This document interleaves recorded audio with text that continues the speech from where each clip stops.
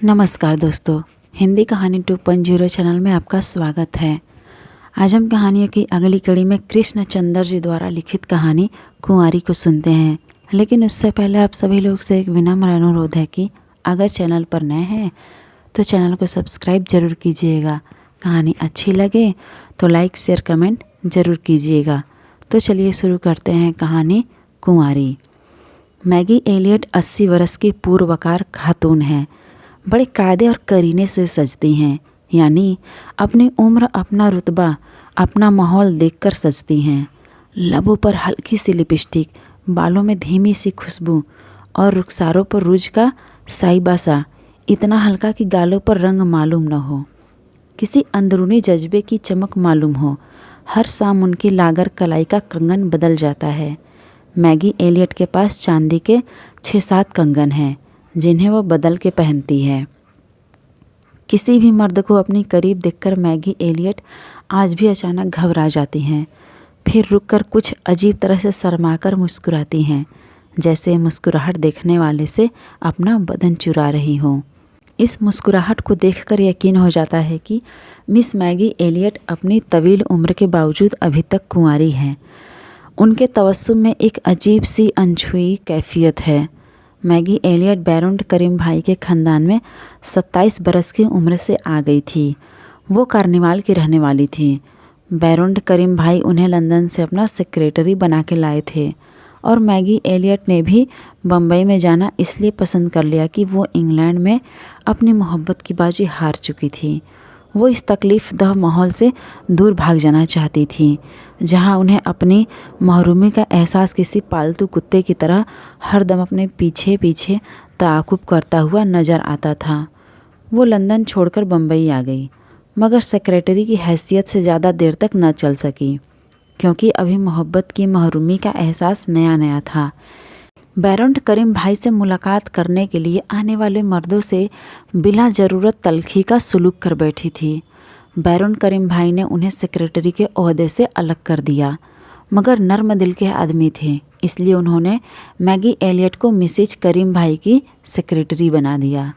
कई बरस Maggi Elliott Mrs करीम भाई की सेक्रेटरी रहीं।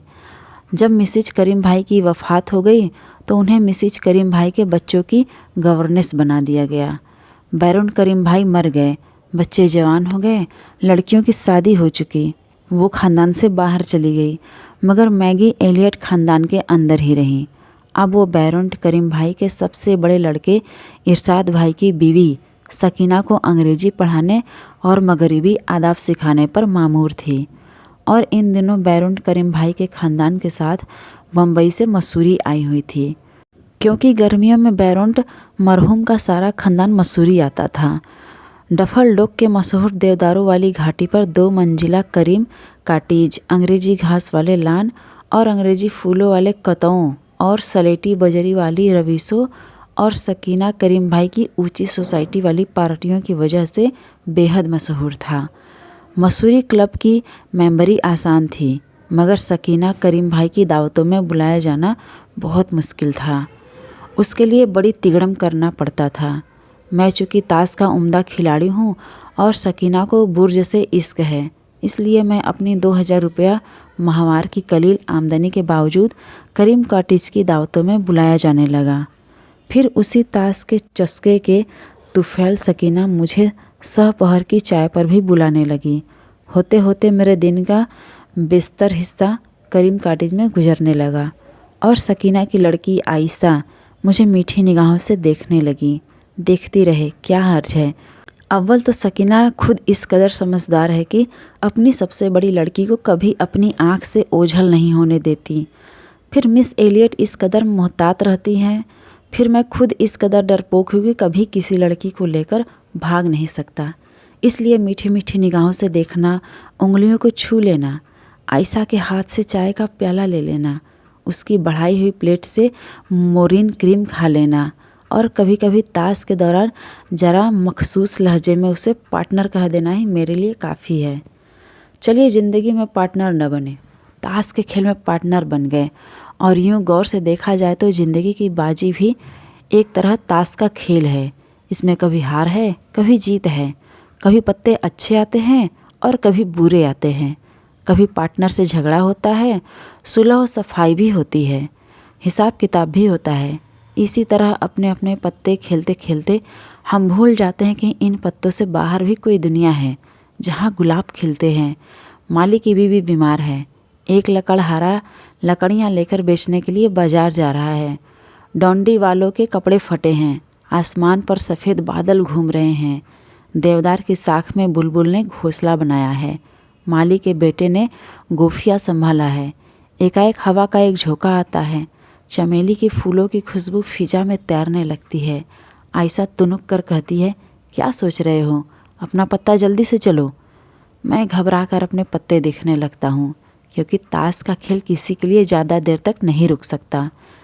जब ज़िंदगी की सारी ताश समेटकर अलग रख दी जाएगी, तुम्हारी किस्मत का बादशाह और इक्का, बेगम और गुलाम सब धरे के धरे रह जाएंगे और तुम इस ताश में से एक पत्ता निकाल न सकोगे, किसी को पार्टनर न कह सकोगे।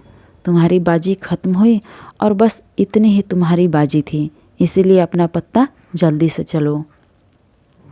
असल में मैं जो इस तरह से सोचता हूँ तो इसकी वजह यह है कि एक दफ़ा मोहब्बत की बाजी हार चुका हूँ। दोबारा ज़िंदगी को दाव पर लगाने की हिम्मत नहीं होती। मेरी तरह सुना है मिस एलियट भी इसी मैदान में हार चुकी हैं, मगर फिर भी दाव लगाने से बाज नहीं आती। ये भी उनकी ज़िंदगी से गहरी मोहब्बत का सबूत है। हमेशा मुझसे चहल करती रहती हैं, हालांकि जानती हैं कुछ हो नहीं सकता। भला 30 बरस का मर्द और 80 बरस की औरत में क्या हो सकता है, मगर चहल करने से बाजी नहीं आती। पासा अपने माथे की लट संभालो, वरना मेरा ध्यान पत्तों में नहीं रह सकता। पासा कहाँ देख रहे हो? क्या दीवार के उस पेड़ से ताश के पत्ते लटके हैं? अब के मैं ज़रूर जीतूंगी, क्योंकि मेरे पत्तों में एक पासा भी है। वो मेरे नाम की खातिर बादशाह को पासा कहने लगी है। मिस एलियट के मासूम मजाक से सभी महजूज होते हैं। आयशा भी हंस देती है, फिर मेरी तरफ जुददीदा निगाहों से देखकर आंखें झुका लेती है। वो झुकी झुकी आंखें मुझे अपने पास बुलाती हैं। फासला भी ज़्यादा नहीं है। मैं दोनों हाथ बढ़ाकर आयशा को अपने बाजुओं में ले सकता हूँ, मगर नहीं ले सकता, क्योंकि ताश खेलने वाले दूसरे भी तो होते हैं। एक तरफ आयशा की माँ सकीना बैठी है, दूसरी तरफ करीम भाई स्टेट के मैनेजर आकिल फाजिल भाई बैठे हैं, जिन्होंने आयशा के लिए नैरोबी के 1 करोड़पति बोहरा ताजिर का बेटा ढूंढ रखा है। ज़िंदगी की ताश किस कदर आसान होती है अगर दूसरे खेलने वाले न होते। अब तुम इन सहमी सहमी निगाहों के छोटे छोटे पत्ते मेरी तरफ क्यों फेंकती हो आयशा? इन दुग्गी तिग्गियों से क्या होगा, जबकि इक्का और बादशाह, बेगम और गुलाम और नहले पर दहला दूसरे के हाथ में है। नोबिड पार्टनर। अपना हंसी मजाक मिस एलियट से तो चलता ही था, मगर उसकी कैफियत का एक मासूम चहल से ज़्यादा न थी। अलबत्ता मास्टर तीन मतीन अहमद के सिलसिले में मिस एलियट ज़्यादा संजीदा नज़र आती थी और दिन ब दिन ज़्यादा गहरी दिलचस्पी का सबूत दे रही थी। मास्टर मतीन अहमद यहाँ मसूरी आकर 3 माह के लिए मुलाजिम रखे गए थे, बच्चों को पढ़ाने के लिए और उनकी देखभाल करने के लिए। स्टेट मैनेजर फाजिल भाई ने बहुत सोच समझ के मतीन अहमद साहिब को मास्टर मुकर्रर किया था, क्योंकि मास्टर मतीन अहमद खासे बूढ़े थे, 70 बरस के करीब उम्र होगी। 2 बीवियाँ यके बाद दिगरे वफात पा चुकी थी। पोतो नवासों वाले थे। छड़ी लेकर सर झुकाकर अपनी गिरी हुई मूँछों को और गिराकर चलते थे। सुर्ख हो सभी रंगत में बुढ़ापे का पकावपन और बुढ़ापे की झुर्रियाँ आ गई थी, मगर इस उम्र में भी हौसला जवान रखते थे और दिलगिर तखल्लुस करते थे। अपना कलाम जो आज तक कहीं न छपा था, मिस एलियट को हर रोज़ सुनाते थे। मिस एलियट हर चंद की उर्दू शायरी में मुतलक कोई इस्तिदाद न रखती थी। अब मिसरे पर मिसरे उठाती थी और इस कोशिश में रहती थी कि किसी तरह गिरह भी लग जाए। हालांकि इस नेक दिल खातून की शायराना सलाहियतों की Meraj twinkle twinkle little star से आगे न बढ़ी थी। मगर अब वो दोनों मास्टर मतीन अहमद और मिस मैगी एलियट कभी कभी बरामदे के किसी कोने में बैठे हुए, कभी किसी लान पर टहलते हुए, कभी डफल डोक के देवदारों में घूमते हुए शायरी पर बहस करते रहते थे और बहस के दौरान में मैगी मास्टर साहिब का मफलर ठीक करती जाती थी, वरना सर्दी लग जाने का अंदेशा है और सर्दी में शेर ठिठुर जाते हैं। कभी उनके सर की टोपी का जाविया बदल देती थी, यूँ ज़्यादा अच्छा लगता है। कभी उनका हाथ पकड़कर डफल डोक के नालों के पत्थरों पर कदम जमाकर चलती हुई नाला पार कर जाती, वरना शाम को नाला पार करना ज़रूरी था। मर्द के बाजू का सहारा कितना अच्छा लगता है। मर्द की मजबूत उंगलियों का लम्स जैसे किसी कमज़ोर बेल के पेड़ मिल जाएं। सेहत में आज भी मैगी मास्टर जी से बेहतर नज़र आती थी, मगर नाला देखते ही 6 साल की बच्ची की तरह डरने और कांपने लगती और अपने सारे जिस्म का बोझ गरीब मास्टर जी पर डाल देती थी। मास्टर जी भी हाँफते हाँफते, होठ चबाते, दमा के मरीज की तरह सांस लेते हर रोज़ बड़ी बहादुरी से मिस मैगी एलियट को नाला पार करा देते थे। फिर दम इस कदर फूल जाता था कि नाले के पत्थर पर देर तक बैठकर मुंह से कुछ न बोल सकते। वादी का मंजर देखते रहते। अपने सांस की धुकनी ठीक करने में उन्हें कई मिनट लग जाते, मगर वो खामोशी इस लंबे वफ़े को किसी तरह अपनी जिस्मानी कमजोरी पर महमूल करने के लिए तैयार न थे। बल्कि जब दम में दम आता तो कहते, मैगी, यहाँ से वादी का मंजर इस तरह खूबसूरत दिखाई देता है कि यहाँ आते ही दम बखुद हो जाता हूँ, मुँह से कुछ नहीं बोल सकता। यही हालत मेरी भी होती है। मैगी भी अपनी फूली हुई सांसों को काबू में करते हुए कहती, ये वादी बिल्कुल तुम्हारी शायरी की तरह खूबसूरत है। बहुत देर तक वो दोनों चुप रहते, क्योंकि वापसी में नाले को फिर पार करना होगा। मास्टर मतीन अहमद बड़ी नाउमीदी से नाले को देखते और उनकी हिम्मत डूब जाती और वो दिल ही दिल में सोचते, कल से मैगी को इधर सैर करने के लिए नहीं लाऊंगा। मगर मैगी की यही तो एक कमजोरी थी। नाले के इस चंद गज के पाट में वो सब कुछ पा लेती थी, वो सब कुछ जो उसे ज़िंदगी में कभी नहीं मिला। इस मुख्तसर के फासले में वो किसी की बीवी हो जाती, किसी का सहारा ले लेती, किसी के कंधे से सर लगा देती, किसी की गहरी कुर्बत का एहसास कर लेती। बिल्कुल उस अल्हड़ कुंवारी की तरह हो जाती जो किसी खतरे के समय अपने आप को बचाने के लिए किसी मर्द से लिपट जाती है। नाले के पार जाकर वो फिर एक अंग्रेज औरत हो जाती थी, अपने आप में मुकम्मल मजबूत और खुद मुख्तार। मगर नाला पार करते हुए कमजोरी के ये चंद लम्हे बड़े कीमती होते थे और वो हर रोज़ बड़ी बेसब्री से उन चंद लम्हों का इंतज़ार करती थी। फिर एक दिन उनकी ज़िंदगी में पाम आ गई। पामेला थोराट उनकी बम्बई की सहेली थी। पामेला ने बम्बई में एक ताजिर से शादी की थी। चंद साल बम्बई में रहकर मिस्टर थोराट और उनकी बीवी बेंगलोर चले गए थे। चंद साल खतओ खिताबत होती रही, फिर खतओ खिताबत बंद हो गई। अब 20-22 बरस के तवील वफ़े के बाद जब पामेला थोराट अचानक उसे मसूरी में नज़र आ गई तो दोनों सहेलियों की खुशी देखने लायक थी। न सिर्फ ये कि दोनों ने कई मिनट तक मुसाफा किया, बल्कि आवाज़ में लर्जिश भी थी और आँख में आंसुओं का सुबह तक पैदा हो गया था। पाम इस अरसे में 2 शौहर भुगत चुकी थी। वो बेचारे दोनों मर चुके थे, मगर 60 बरस की होकर भी पाम अपनी सोखी और तर्रारी को हाथ से न जाने देना चाहती थी। अपनी फितरत में पाम मैगी से बिल्कुल अलग थी। मैगी दुबली थी तो पाम मोटी, मैगी संजीदा थी तो पाम बात बेबात पर कहा लगाने वाली। मैगी हल्का सा मेकअप करती थी तो पाम बिल्कुल गहरा, बिल्कुल जवान औरतों सा मेकअप करती थी। उसकी आवाज़ भी अभी तक बहुत अच्छी थी और उसे बहुत से फुहस और लतीफ़े याद थे। नहीं, उसकी कोई औलाद न थी। पहले शौहर से एक लड़की थी, 2 साल की उम्र में चल बसी। दूसरा शौहर एक एंग्लो इंडियन था। वो हर वक्त शराब में धुत रहता था और कभी कभी उसे पीटता भी था। कभी कभी मर्द पीटे तो बड़ा मज़ा आता है। पाम ने मैगी को सरगोशी में बताया, क्योंकि उसके बाद मर्द पर पछतावे का एक शदीद दौरा पड़ता है। इसमें वो औरत से बड़ी अहमकाना बातें करता है, रोता है, हाथ जोड़ता है, पाँव पड़ता है, कभी कभी जज्बात से मगलूब होकर नया फ़्रॉक तक सिलवा देता है।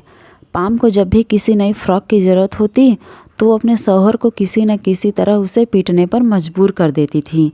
शौहर रखना उम्दा चीज़ है, मगर अब तो बुढ़ापा आ गया। पाम एक सर्द आह भरकर खामोश हो गई। तुम तो बिल्कुल बच्चा हो, बिल्कुल बच्चा। मैगी ने बड़ी उम्र की बहन का रिश्ता किया और पाम की उलझी हुई लट ठीक करने लगी। ये बाल कैसे बना रखे हैं? मैगी के लहजे में ममता की सर्जनी सी आ गई, जिसे सुनकर पाम कुछ और फैल गई। इठलाकर बोली, अब हमसे नहीं होता मैगी। तुम कहाँ ठहरी हो? मैगी ने पाम से पूछा। पहले तो कलारस में ठहरी थी, एक गुजराती फैमिली के हमराह अहमदाबाद से आई थी। उन लोगों को जल्दी वापस जाना पड़ गया। ख़ानदान में कोई मौत हो गई थी, वो लोग सब चले गए। मगर मैं ऐसी शदीद गर्मी में वापस अहमदाबाद नहीं जा सकती, इसलिए मैं उनकी मुलाजिमत से अलग हो गई हूँ और अब मिसिज ट्रेवरेज के छोटे बोर्डिंग हाउस में पड़ी हूँ। बड़ी कमीनी औरत है। अभी तक 2 रोज़ की पुरानी उबली हुई पत्तियों की चाय देती है, जैसे ये मसूरी न हो, इंग्लैंड हो और जंग अभी तक जारी हो। मैगी पामेला को मिसिज ट्रेवरेज के बोर्डिंग हाउस से करीम कॉटेज में उठा लाई और उससे ऐसी मोहब्बत और शफ़क़त से पेश आने लगी जैसे पाम उसकी 60 बरस की सहेली न हो, कोई छोटी सी बच्ची हो। मैगी पाम के बाल बनाती, पाम के कपड़े निकालती, उसके कपड़ों पर इस्त्री करती, उसको मशवरा देती वो कौन सी चीज़ खाए और कौन सी चीज़ ना खाए। कभी कभी उसे एक सख्त गिर माँ की तरह डांट डपट भी देती और पाम मैगी की मोहब्बत पाकर बेतरह इठलाने लगती और 60 बरस की होकर 30 बरस की खातून की सी अदाएँ दिखाने लगी। और जब मैगी की मोहब्बत बहुत ज़ोर मारती तो वो तकरीबन तुतलाने लगती। अब मैगी और पाम और मास्टर जी का तिगड़म बन गया था। तीनों बरामदे के दूसरे कोने में अलग से जाकर बैठते थे, ताश खेलते थे और हर वक्त 3 शरीर बच्चों की तरह मसरूर और मगन नजर आते थे। आपस में उनकी क्या बातें होती थी ये तो हम नहीं जान सके। अलबत्ता इतना ज़रूर एहसास होने लगा कि इन तीनों में गाढ़ी छन रही है। मास्टर जी जो पहले सिर्फ मैगी पर अपनी पूरी तवज्जो सर्फ करते थे, अब मैगी के इसरार करने पर पाम पर भी किसी कदर अपनी तवज्जो देने लगे। आहिस्ता आहिस्ता यूँ हो गया कि ताल्लुकात बराबर के हो गए। मास्टर जी अपनी आधी तवज्जो मैगी और आधी तवज्जो पाम को देते थे और किसी तरफ डंडी न मारते थे। बहुत दिनों तक ये सिलसिला चला। फिर हौले हौले गैर शऊरी तौर पर पाम की तरफ पलड़ा झुकता चला गया, क्योंकि पाम 60 बरस की थी और मैगी 80 बरस की। पाम के चेहरे पर झुर्रियाँ बहुत कम थी और पाम किसी कदर जिंदा दिल थी और कैसे उम्दा लतीफ़े सुनाती थी। मैगी की रूह बिलासुबह पाम से बेहतर मालूम होती थी, मगर जिस्म को जिधर से देखो हड्डियाँ से निकली हुई मालूम होती थी और पाम तो बिल्कुल गर्म पानी की भरी हुई रबड़ की बोतल की तरह आरामदेह मालूम होती थी। और शरीर पर पाम पलड़ा अपनी तरफ झुकते देखकर गरीब मास्टर को और भी उकसाने लगी और अपनी सहेली को सारी खातिरों मुदारत भूलकर उसे जलाने पर तुल गई। बेहया बिल्ली, मैगी ने अपने दिल ही दिल में सोचा। पहले तो मैगी ने तरह दी और बार बार वो तरह देती रही। कभी निगाहें फेर लेती जैसे उसने कुछ न देखा हो, फिर जहनी तौर पर यूँ गायब हो जाती जैसे उसने कुछ सुना न हो। फिर जब दिल खून होने लगता उस वक्त भी यूँ हंस देती जैसे कुछ हुआ न हो। मगर पलड़ा झुकता ही गया और हम देखते ही रहे और उन तीनों से दूर अपने बुर्ज की मेज से इस दिलचस्प ड्रामे को देखते रहे जो अब मेराज को पहुंच रहा था। एक महकती हुई नारंगी शाम में जब हवा की खून की बढ़ गई थी और हम लोग मसूरी क्लब जाने की तैयारी कर रहे थे, आयशा और मैं काले संगमरमर के शेरों वाले चबूतरे पर खड़े सकीना और फाजिल भाई का इंतज़ार कर रहे थे, जो अपने कमरे में कपड़े बदलने के लिए गए थे। गई तो आयशा भी थी, मगर अपने कमरे से जल्दी निकल आई थी, क्योंकि इस तरह से हम दोनों को अकेले साथ रहने के लिए चंद मिनट मिल जाते थे। इस वक्त आयशा एक काले शेर की पीठ पर बैठी हुई तुनक मिजाजी से बार बार अपने दाएं पांव का सैंडल हिला रही थी और करीब के मरमरी सुतून पर चढ़ी हुई जर्द गुलाब वाली बेल से फूलों की कच्ची कलियां तोड़ तोड़कर मेरे पांव पर फेंक रही थी। एक कली मेरी पतलून की मोहरी में जा अटकी और अब उसे निकालने के लिए जो झुका तो मुझे आयशा का सुर्ख होता हुआ चेहरा और उसके सीने के थरथराते हुए उभार अपने बहुत करीब नजर आए। आयशा बहुत करीब से मुझे देख रही थी।